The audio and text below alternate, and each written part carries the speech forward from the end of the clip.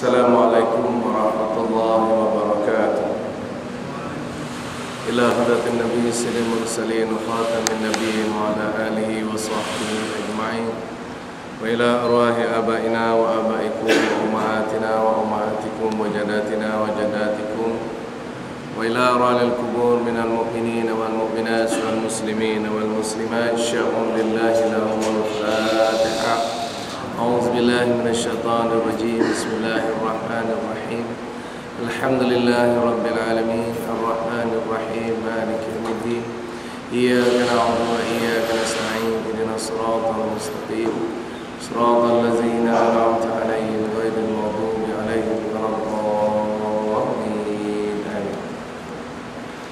أعوذ بالله السميع العليم من الشيطان الرجيم بسم الله الرحمن الرحيم Alhamdulillahi Rabbil Alamin Wal-aqibatu lil-muttaqin Wal-'udwana illa 'alal zalimin Wassalatu wassalamu ala ashrafil anbiya'i wal-mursalin Sayyidina Muhammadin wa ala alihi wa ashabihi ajma'in Rabbi shrah li sadri wa yassir li amri Wa hlul 'uqdatam min lisani yafqahu qawli Subhanaka la ilma lana illa ma 'allamtana Innaka antal alimul hakim Allahumma aftah alaina hikmataka wa yashur alaina من خزائن رحمتك يا أرحم الراحمين وقال الله تعالى في القرآن الكريم يرفع الله الذين آمنوا منكم والذين أوتوا الدرجات وقال النبي صلى الله عليه وسلم تركتم فيكم أمرين لن تضلوا ما إن تمسكتم بهما وهي القرآن والسنة أو كما قال الله أعلم. وقال النبي صلى الله عليه وسلم An Abi Hurairah qala su'ila Rasul sallallahu alaihi wasallam an aqsara ma yudkhilun nas al-jannata faqala taqwallahi wa husnul khuluq wa su'ila an aqsara ma yudkhilun nas an-nar faqala al-famu wal farju. Sadaqa Rasul sallallahu alaihi wasallam. Al-hadis rawahu Imam At-Tirmizi. Yang dihormati lagi dimuliakan Tuan Imam, bahagia pengurusi setiap jawatan kuasa masjid, saya muliakan tuan-tuan haji, puan hajah, tuan-tuan dan puan hadirin dan hadirat muslimin dan muslimat yang dirahmati, diberkati, diampuni oleh Allah Subhanahu wa taala sekalian.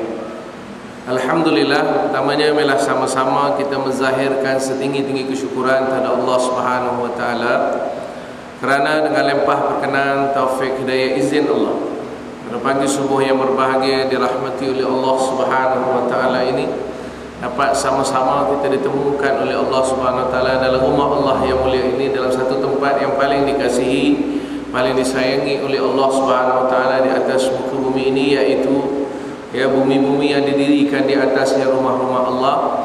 Moga-moga kita yang berada di dalamnya, kita-kita yang menziarahinya setiap hari saban waktu, moga-moga sentiasa terhimpun, tergolong di dalam golongan orang-orang yang sentiasa dikasihi oleh Allah di dunia dan juga di akhirat. Moga-moga kebaikan dapat dikurniakan oleh Allah Subhanahu wa taala kepada kita dan dapat diberikan balasan yang sebaik mungkin di dunia dan juga di akhirat insya-Allah. Sebagaimana dalam satu hadis Nabi sallallahu alaihi wasallam riwayat daripada Anas bin Malik, di mana Rasulullah sallallahu alaihi wasallam telah bersabda, dia kata pada satu malam Allah Subhanahu wa taala telah datang kepada aku, kata Nabi sallallahu alaihi wasallam. Nabi beritahu pada satu malam Allah telah datang pada baginda Rasul sallallahu alaihi wasallam. Kemudian Rasulullah kata, lalu Allah bertanya kepadaku, wahai Muhammad, dalam perkara apakah malaikat ini sering berselisih pendapat? Dalam perkara apakah malaikat ini sering berselisih pendapat? Maka Nabi kata, na'am, ya Rabb, aku tahu wahai Tuhanku. Iaitu Nabi kata dalam perkara al-kafarat wal hasanat, iaitu dalam perkara nak menghapuskan dosa dan nak memberikan kebaikan, kata Nabi SAW. Dalam perkara nak menghapuskan dosa dan nak memberikan kebaikan, iaitu pada 3 golongan. Nabi beritahu pada Allah Ta'ala bahawa berlaku perselisihan pendapat daripada para malaikat dalam nak meletakkan seberapa banyak baik yang boleh diberi dan seberapa banyak dosa yang boleh dihapus kepada 3 golongan. Yang pertama sekali Nabi SAW kata golongan yang pertama, orang yang berjalan menuju ke rumah Allah Subhanahu wa taala. Ya, maknanya orang yang berjalan daripada rumahnya menuju ke rumah Allah untuk menunaikan salat berjemaah.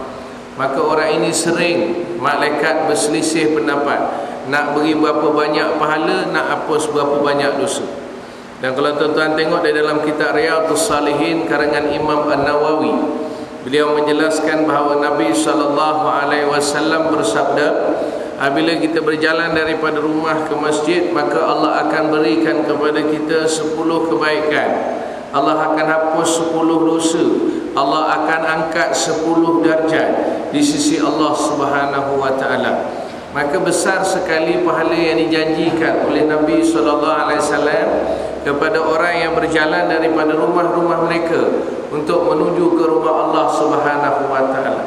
Kalau kita tengok zaman Nabi SAW, ada seorang sahabat, dia nak jual rumah dia yang jauh daripada masjid, sebab dia kata dia nak beli tanah dekat masjid mudah, dia nak berulang alik ke masjid. Maka Rasulullah kata, jangan, duduklah kamu di tempat kamu, kerana setiap langkah yang kamu langkah untuk menuju ke rumah Allah dinilai oleh Allah Subhanahu wa taala dengan yang terbaik mungkin.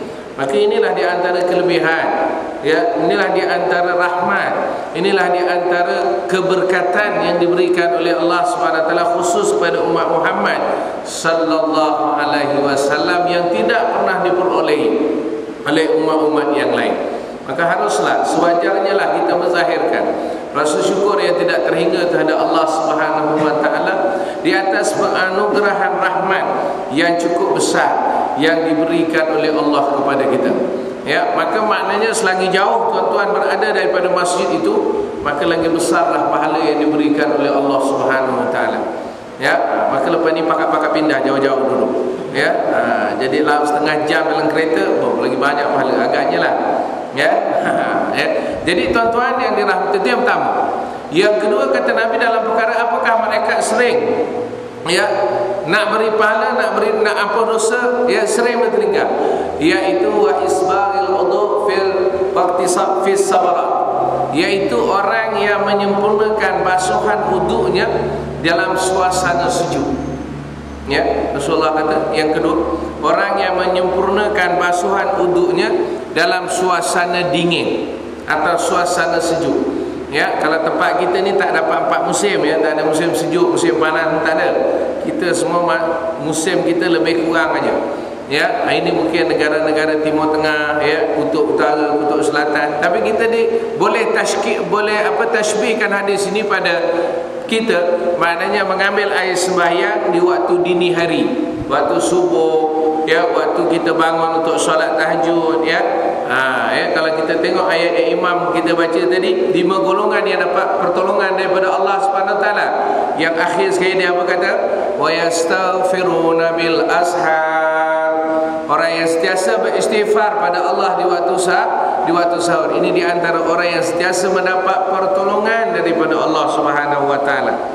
Maka ayo sama-sama kita bangkitkan jasad kita, kita bangkitkan diri kita untuk kita imarahkan dini hari itu, hujung-hujung waktu malam itu, dengan melakukan amal ibadah kepada Allah Subhanahu wa taala.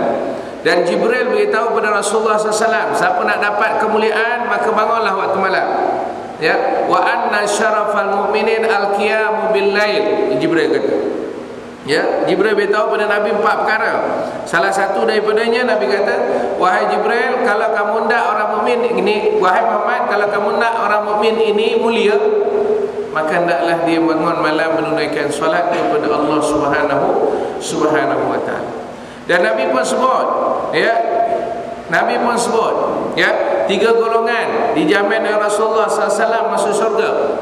Salah seorang daripadanya orang yang al-qiyamul lail wa nasiniyamun, orang yang bangun di waktu malam menunaikan sembahyang tatkala manusia lain sedang lena dibuai mimpi. Ya, Nabi beritahu kepada kita. Jadi tuan-tuan yang dirahmati Allah, kalau kita lihat inilah kelebihan, ini keberkatan yang diberikan oleh Allah SWT kepada Nabi Muhammad SAW untuk kita. Bangun malam sembahyang, malaikat tak tahu nak beri pahala berapa banyak, nak ampun dosa berapa banyak. Ya, ambil sembahyang, melakukan ibadat kepada Allah Subhanahu wa taala. Mungkin pagi ni boleh lah, sebab hujan satu malam tadi, ya. Ya, sampai pagi ini enggak senang nak bangun pagi.